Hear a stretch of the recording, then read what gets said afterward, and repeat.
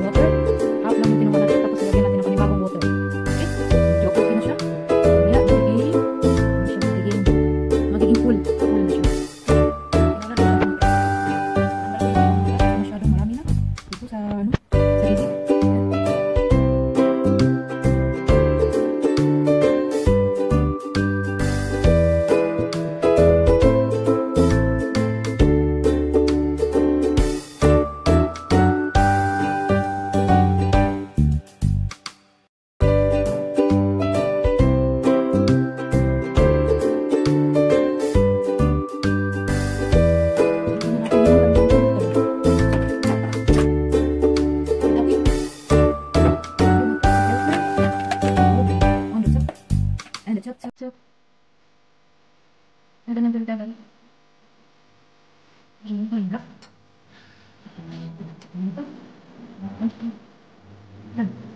Ano? Ano na? Ano pa nga? Hindi ko mag-stop. Pero ako. Tapos wala pang mga siya.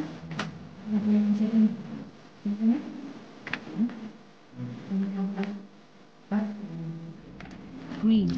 Tapos meron siyang parang mga bato-bato. Dito sa babaw.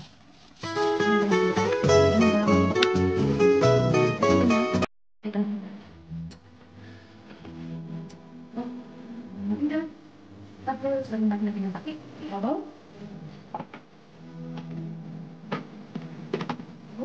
At ilagay na natin fresh water. Ano yung maging sa yung pipay?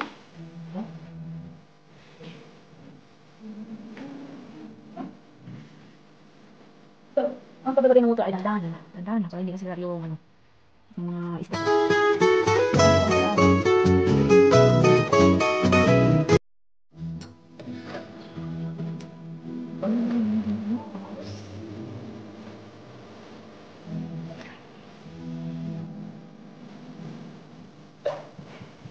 Dandahan na. Dandahan. Paglalagay ng water. Gawin ang tumaliko. Dandahan lang natin na parang masira. No? Dandahan lang. Pag na ano mo, pinipigit mo at pinapaspasan mo, masisira talaga yun. Alam niyo na, pag ano nga eh, pag yung mga ibang ano, pag hindi ko dinandakan, ano, masisira. Yan, pagdahin natin. Dandahan lang yun ha, hindi yan malakad ha. Dandahan ng pagbuhos. Tapos dahil sa, meron tayong sand dito sa loob, lagyan natin yung balik. Yan, balik natin sa loob. Yan, sayang lang kung itapon ba. Yan, parang nag-snow. Nag-snow sa loob. So, tapos yung isang water na naman ang ilagay natin. At saka dandahan din, dandahan. Dandahanin natin. Dahil pag dandahan, lalong masarap pag dandahan, diba? At lalong nai-enjoy ng mga isda yung bubbles-bubbles, diba? Diba? Mga tips. Gaya ng pagmamahal at pag-ibig, dapat dandahan lang. Hindi yung sobra-sobra, hindi yung madalian, kasi pag madalian, wala din. Madali din yung matatanggal. Dapat dandahan para matagal matanggal. Kung ikaw, naliligaw ka, tapos minamadali mo, na. Dali magsawa, tapos wala na, break up na. Dapat laging dahan-dahan para swabe. Diba? So, kaya, kuha naman tayo ng water kasi nandito pa yung water, hindi pa masyadong puno. Okay? Ano yun, magdidebasan daw mo sa akin tuno, okay? Kibya. So, oh, sabayhan. Sabayhan. So, daan-dalihan, kibya. So,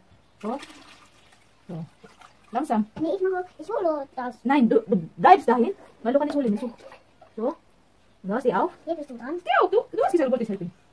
Ja, hier. So. Jetzt fertig. So, du kannst gehen, Beckmann. Du hast schon geholfen. Dankeschön für deine Hilfe, mein Schatz. Aber gleich, jetzt ist es zusammen. Mhm. Jetzt gehe ich wieder auf den Stuhl. Nein, ich brauche das nicht. Okay, das hier ist cool.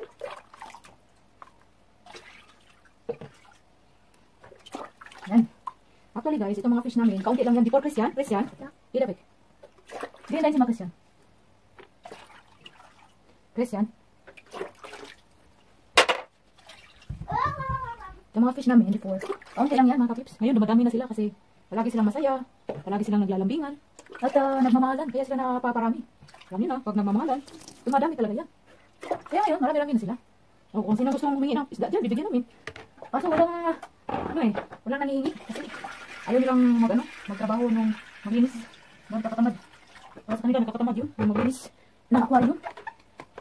Pag may alaga, dapat talagang linisin. Mga kapips. Dandahanin na natin. At baka mabigla yung ating mga isda. So, isa na lang. Go, go. Yan mga kapips, malapit na siya mapuno dito. Yung water na dapat dito lang. So, lagyan pa natin ng kaunti. Yan. Dapat hindi siya lumapas. Ano ba yun? Hindi siya lumagpas sa sa guhit. May guhit kasi dito sa loob. Dapat na dyan lang yung water. O ba? Nakakaaliw. Nakakaaliw ang paglilinis ng isda, aquarium. Medyo matrabaho siya mga kapips. Pero talaga yun eh. Dapat pagkabuan talaga natin pag meron tayong alam, diba? Linisin, diba? Para masaya naman sila, diba? Ano lang, diba? Mga kapipo, mga kahapi, linis-linis din pag may tayo. Dahil pag hindi tayo naglinis, ng ating mga alaga, wala. Buti pa hindi na lang tayo nag-alaga kung hindi tayo marunong maglinis, diba? Katulad lang din yan ng mga organic friends, diba? Diba, Inday, bigat lang?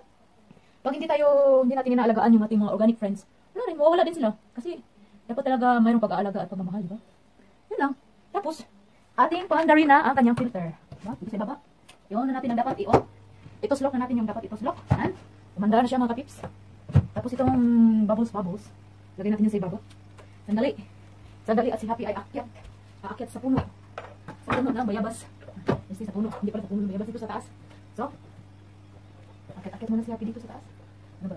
Hindi siya na-function. Yan. Saka ito. Saan ba yun? Naputol eh. Yan. Hindi ko makita. Ay, mababasa ako nito. Mababasa ako. Yan. Lagay natin siya doon sa baba. So, hindi siya ayaw nang dumikit. Ito ayaw nang dumikit. Ayaw nang dumikit sa dapat dikitan. Ano ba yan? Makasubo tayo dito. Dapat natin ito idikit. Dapat tayo nang dumikit. Yan, dumikit na siya. Uy, matanggal ulit. Ano ba yan? Dumikit ka na dyan. Yan, dumikit na siya. At last dumikit na siya. Meron din tayo isa dito kasi hindi na tayo masyadong malaki. Yan, kita nyo mga pips. Tapos na siya. O, diba? Ang saya-saya. Yan. Mas doon na naman tayo sa kabila. So, sarado na siya. Kita ko sa inyo. Tapos na siya mga kapips. Tingnan nyo naman. Ang saya-saya ng aming mga isda. Yan, medyo malinis na. Hindi na siya gaya dati na maraming mga dahon. Yan, malinis na siya dyan. Dito. Tingnan natin ito sa kabila. Yan. Malinis din siya.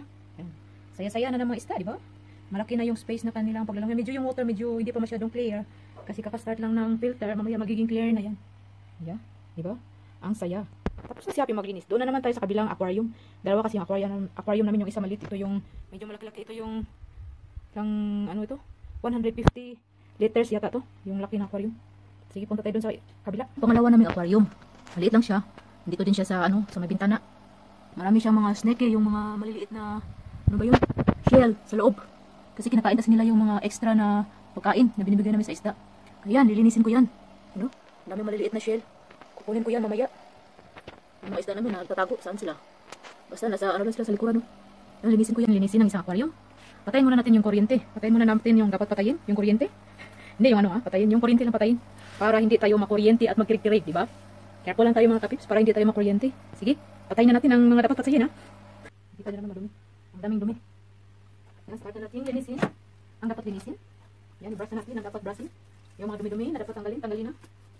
Nang malinis na siya. Yan talagang buhay mga kapips.